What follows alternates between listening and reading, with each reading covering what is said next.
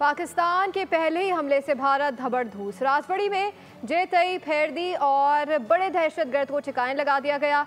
जम्मू में मुसलमानों के लिए दहशत की अलामत पर भारतीय एस्टैब्लिशमेंट का आलाकार एडिशनल डीसी राजकुमार थापा जहन्नुम वासिल कर दिया गया।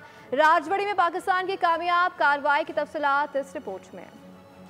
पाकिस्तान के हाथों भारत के अंदर बड़े दहशतगर्द का सफाया। राजौरी में अफवाज पाकिस्तान की कामयाब कार्रवाई। मार्टर शेलिंग और मिसाइलों से इलाके में भारतीय फौजी अड्डे पर तबाही मच गई।